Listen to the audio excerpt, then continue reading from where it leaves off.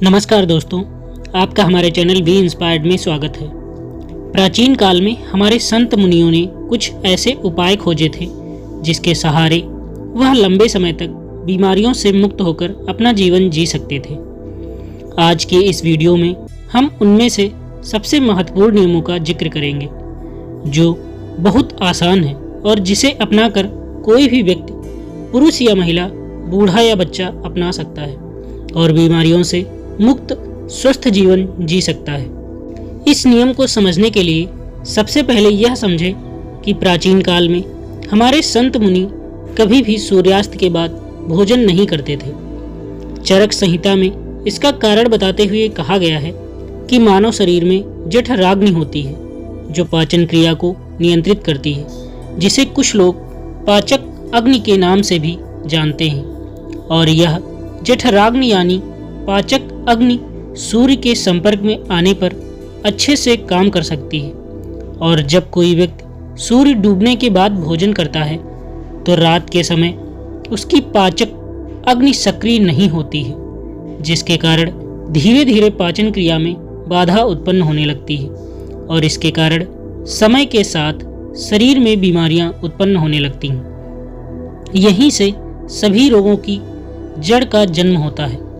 अगर इस जड़ को यहीं खत्म कर दिया जाए, मिटा दिया जाए, तो शरीर जीवन भर रोगों से मुक्त रह सकता है।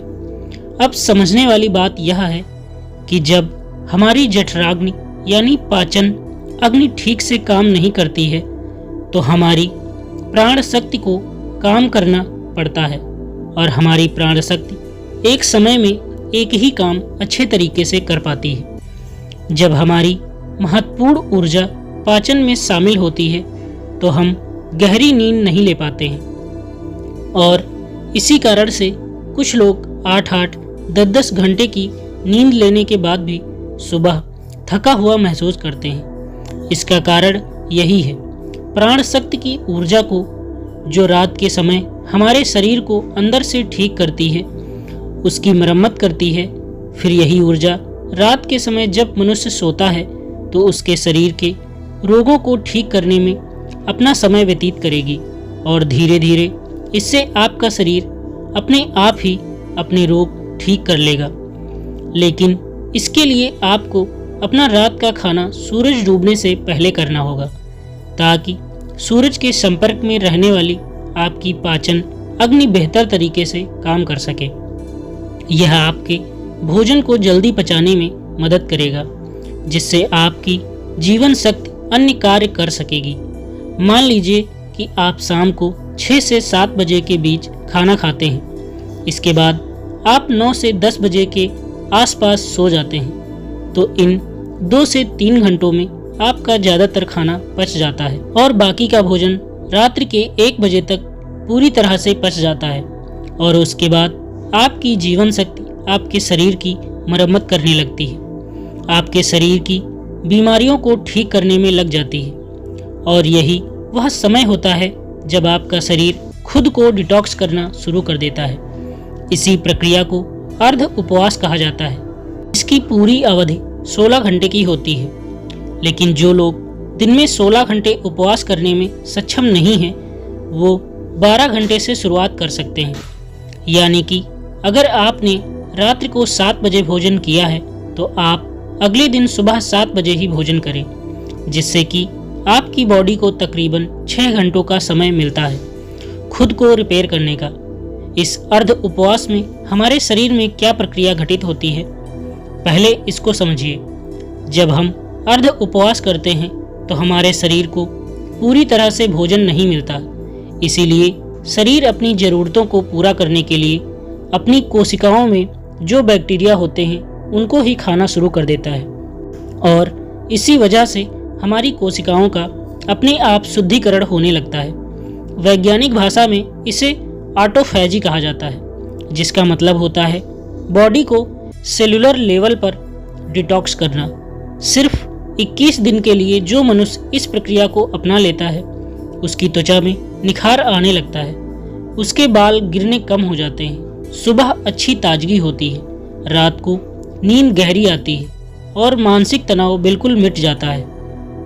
कुछ लोगों को लगता है कि अर्ध उपवास करने से उनका शरीर कमज़ोर हो जाएगा, लेकिन अर्ध उपवास करने से शरीर का फैट कम होता है, मसल्स लॉस नहीं होता, इसीलिए शरीर की क्षमता अपने आप बनी रहती है।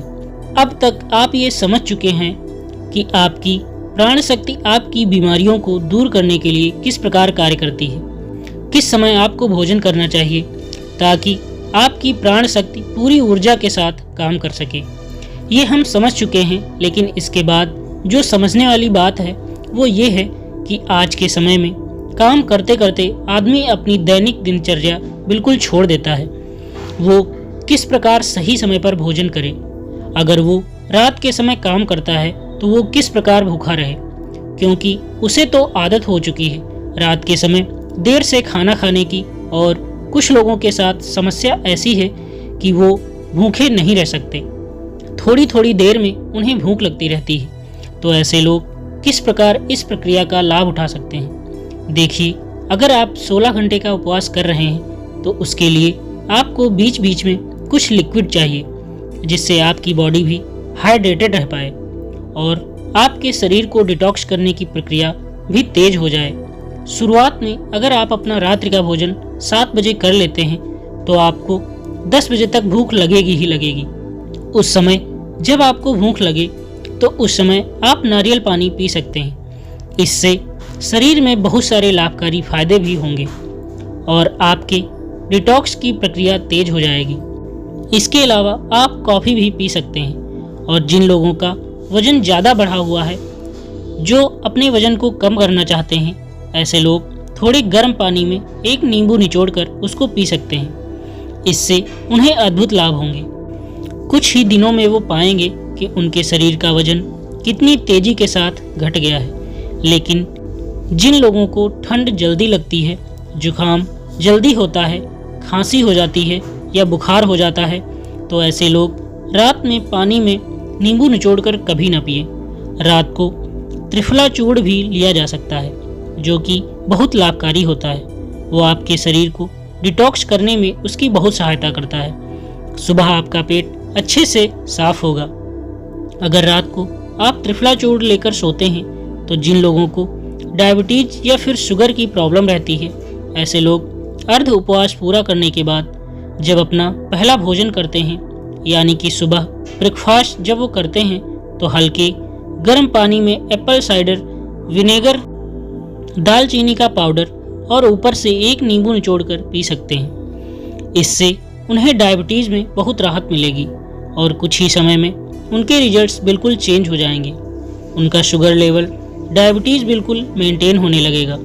जिन लोगों को हार्ट की प्रॉब्लम ज़्यादा रहती है, ऐसे लोग सुबह ब्रेकफास्ट में घी या फिर कद्दू का जूस ले सकते हैं। ये उनकी त्वचा के लिए, उनकी बॉडी को डिटॉक्स करने के लिए और हार्ट के लिए सबसे ज़्यादा बेनिफिशियल होता है।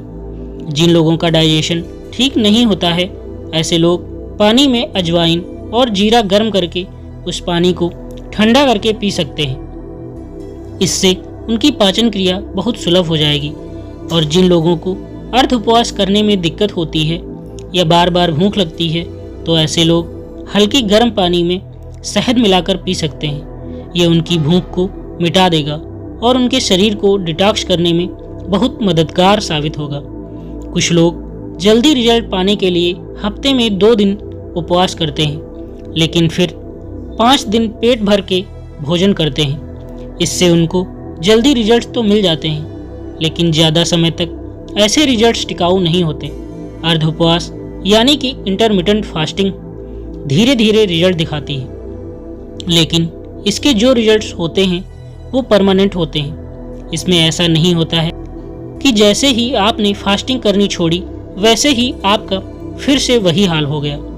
इसमें एक बार आपके शरीर को जो फायदे हो गए वो बहुत समय तक मिटते नहीं हैं। देखिए, हर कोई अर्ध उपवास कर भी नहीं सकता है, क्योंकि जो स्पोर्ट्समैन होता है, जो खेलकूद में होते हैं, उनके शरीर को रेगुलर डाइट चाहिए होती है, क्योंकि उनके लिए हेल्थ से ज़्यादा परफॉर्मेंस ज़रूरी होती है। इसी तरह बच्चों को भी अर्ध उपवास नहीं करना चाहिए।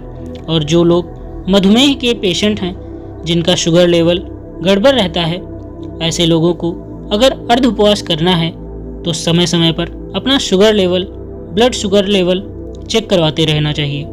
जो लोग अर्ध उपवास का सही तरीके से पालन करते हैं उनके शरीर की 80% बीमारियां खुद ही ठीक हो जाती हैं, और जिन लोगों को कोई बीमारी नहीं होती ऐसे लोग अर्ध उपवास करके अपनी बॉडी को डिटॉक्स कर सकते हैं, जिससे कि भविष्य में उनको कोई बीमारी नहीं होगी। यही हमारे संत मुनियों का जीवन भर स्वस्थ रहने के लिए अचूक मंत्र था, जिसका आयुर्वेद, चरक संहिता हर जगह उल्लेख मिलता है। चरक संहिता में अर्ध उपवास के साथ एक और नियम जोड़ा गया था, लेकिन वो आज के समय में संभव नहीं है। लेकिन फिर भी मैं आप लोगों के सामने उसका उल्लेख करना चाहता हूँ। शायद कुछ लोग उसका पालन कर पाएं, और अगर आप पालन कर पाते हैं या नहीं भी कर पाते हैं तो कमेंट सेक्शन में ज़रूर बताएं।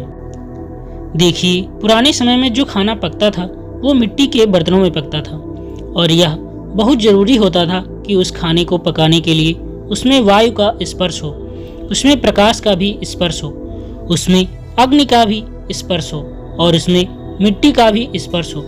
उस समय मिट्टी का ही बर्तन होता था। अग्नि का स्पर्श खाने को पकाने के लिए दिया जाता था, और सूर्यास्त से अगर पहले खाना पकेगा तो उसमें प्रकाश का भी स्पर्श आ जाएगा और वायु का भी स्पर्श आ जाएगा, क्योंकि खाना प्रेशर कुकर में नहीं पकता था, खुले बर्तन में पकता था, जिससे वायु उसको स्पर्श कर सके। लेकिन आजकल की जीवन शैली में यह संभव नहीं है। इसीलिए कम से कम हम अर्ध उपवास करना तो सीख ही सकते हैं। चाहे हम उस तरह का भोजन तैयार नहीं कर पा रहे, लेकिन अर्ध उपवास करके अपने शरीर को फायदा तो पहुंचा सकते हैं। तो दोस्तों, उम्मीद करता हूं आपको इस कहानी से एक अच्छी सीख मिली होगी।